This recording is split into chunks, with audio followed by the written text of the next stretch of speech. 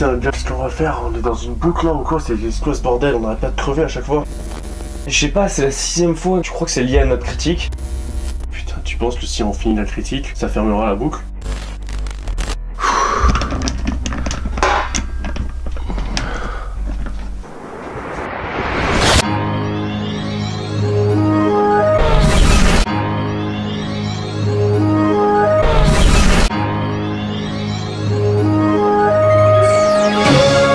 Bonjour et bienvenue à Castle Joe's. Aujourd'hui on se retrouve pour Happy Birthday 2. Si vous ne connaissez pas le 1, De base, c'était un comédie horreur et pour nous, c'était genre le film qui refaisait revenir le comédie horreur. C'est un genre qui a beaucoup trop disparu et c'était assez marrant parce que ça mélangeait le côté horreur et comédie avec des moments complètement bizarres. Puis nous on l'avait vu dans une VF canadienne qui était très marrant, et comme on était tous entre potes, ça rendait le truc encore plus drôle. Par exemple, depuis tout à l'heure que j'ai une impression de déjà vu. Oh, ça m'arrive tout le temps. Ça veut dire que quelqu'un pense à toi alors qu'il est en train de se masturber. Ça m'arrive 5 fois par jour. Voilà, des situations comme ça. Ça rendait un truc what the fuck, mais qu'on a vraiment kiffé en fait. Et on s'attendait mais absolument pas à ce qu'il y ait un 2 parce que techniquement c'était un one shot movie, enfin il n'y avait pas besoin de faire une suite. Et il y a 4 mois, le premier trailer est apparu en mode les gars, à la Saint-Valentin vous serez pas seuls, il y aura ça. Mon pote, tu sors. Je suis en plein trip là. J'ai l'impression d'avoir déjà vécu cette journée. Déjà vu? Ouais. T'es mort et ta journée a recommencé, c'est ça? Ouais. Je pense que je peux t'aider. J'ai été tué 11 fois. Et on s'était beaucoup trop enjoy dessus en mode oh ça va être génial. D'ailleurs pour preuve j'ai un tweet que j'ai fait au directeur et on était beaucoup trop enjoué par le fait qu'il y allait avoir une suite. Ouais. Donc l'histoire du 2 en fait c'est différent du 1 parce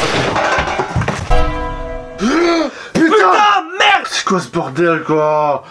Faut absolument qu'on avance. Allez, vite. go. Donc ça parle du chinois qui se retrouve dans une boucle temporelle, qui vient pour en parler à Tri, donc le personnage du 1. Et donc il va lui expliquer que il a un projet avec son groupe de classe qui était de créer une machine à accélérer les particules, normalement un accélérateur de particules. Mais qu'en fait c'est une machine qui remonte le temps. Et donc il va montrer cette machine à Tri, sauf qu'il y a quelque chose de mal qui se passe et Tri se retrouve projeté de nouveau à la journée de son anniversaire. C'est ça, dans un univers parallèle. Elle se rend compte assez rapidement que quelque chose cloche quand elle refait exactement la même journée que dans Happy Birthday 1, mais que tout est différent. Toutes les choses ont changé et tous les personnages n'ont pas exactement la même vie. Donc en fait c'est bien pensé comme synopsis, sauf que c'est mal utilisé et que les 30 premières minutes, franchement, même moi qui ai vu le 1 plusieurs fois, je ne comprenais rien. Ça part trop rapidement en bordel. Déjà c'est trop sérieux par rapport au 1. C'est plus tant comédie horreur.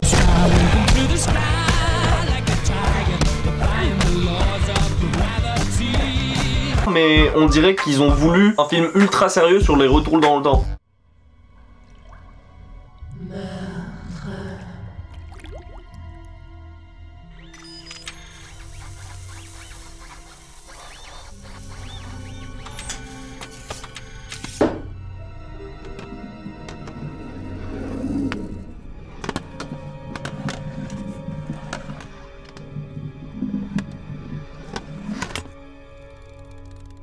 Et du coup ça fout un bordel pas possible parce que c'est pris entre des gens qui veulent faire un film de base comédie horreur. C'est un projet cinématographique sérieux et thriller. Le problème avec ça c'est un scénar bordique parce que comme on le sait au cinéma les retours dans le temps et les voyages dans le temps bah, c'est toujours un peu le problème. Donc là comme on a fini les points négatifs, je te propose qu'on fait les points positifs. Okay. Et après on fait les points négatifs.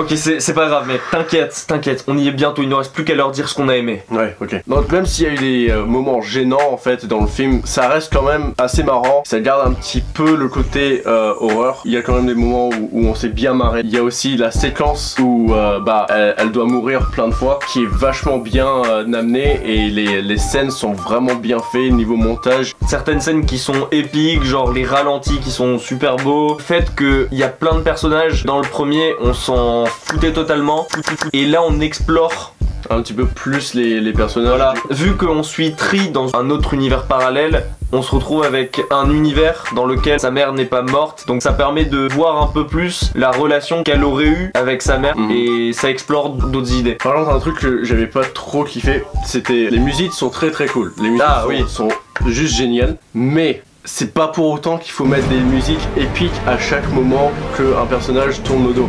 C'est un peu dommage parce que on avait adoré le 1 et on s'attendait à un film de la même envergure pour le 2 et au final on se retrouve avec des références cool, des choses qui nous plaisent mais pas forcément ce qu'on attendait d'un comédie horreur. On voit qu'ils ont des très bonnes idées mais qu'ils ont essayé de faire un film trop sérieux. Donc on avait dit les points négatifs et positifs. Non.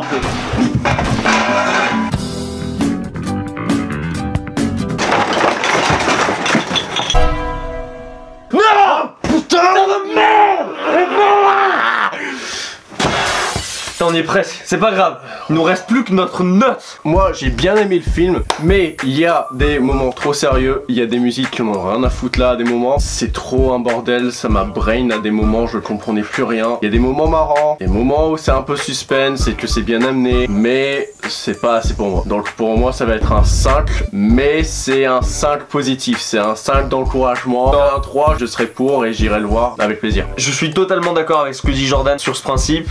Le film il s'est trop éloigné de ce qu'on avait fait dans le premier. J'ai passé un super moment parce que c'est quand même super drôle, il y a des moments fun, il y a des moments comiques, mais ils ont essayé de faire un film trop sérieux et les voyages dans le temps dedans, ça m'a totalement perdu. Je pense que même faudrait que je le voie 2 ou 3 fois pour vraiment tout comprendre. C'est dommage parce que de base je suis le genre de gars qui adore genre les films comme ça qu'on comprend pas au premier visionnage, mais là je pense que c'est pas forcément voulu. Là je pense que c'est juste ils ont essayé de faire un film trop ambitieux. J'espère que s'il y a un troisième, ça sera plus revenir aux sources comme dans le premier. Je lui mettrai donc un 6 sur 10.